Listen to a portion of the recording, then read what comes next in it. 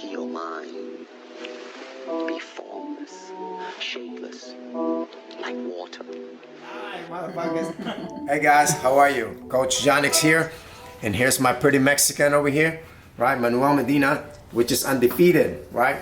Today, we're gonna show you guys how to throw a kick, a roundhouse kick, in the center of gravity in the neutral spine without kind of like, you know, outbalancing yourself, right? And there's a simple formula that I like to use, which is speed plus torque is equals power. So you don't look for power, you don't, you know, the power will generate itself by using the two formula of what? Speed and torque, right? So here we go. Now, first of all, we're gonna show you guys two different kind of kicks, right? The kicks that everybody use and the kick what? Parusa and pretty Mexicans use, right? Everybody's kick, right? He'll kick right there, right in the middle of the shin, which is good, right? But I'm gonna give you guys now the Parusa kick. So it's here.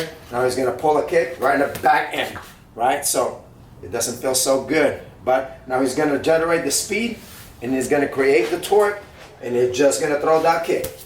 There we go, right? So 99.9% when they're getting ready to throw, right? So especially when the hands is up, the hips is usually always unbalanced, right? So the unbalance of the hips is the one that makes your kicks really, really wide or really, really short. So what we're gonna do, we're gonna put Manuel back on the center of gravity. We're gonna push the hips. We're gonna neutralize the hips, and we're gonna raise up the torso a little bit. And we're gonna put we're gonna put the rubber band here. We're gonna put a pressure on the outer thighs and the inner knees. This too right here is gonna be a rubber band. This is gonna create the most torque in all of this kick. So when this too is released, right?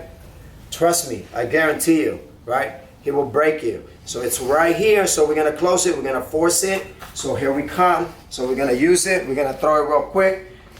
He's always on the end of his kick. Ready? Yep.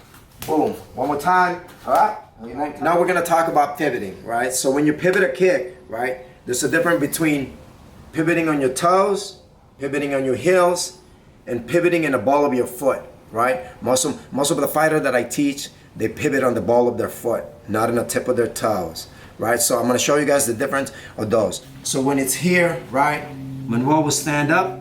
You're gonna take the pressure up with the ball of on his toe, so he's pretty much not touching the floor anymore. So when the pivot comes, it's only the ball of his foot.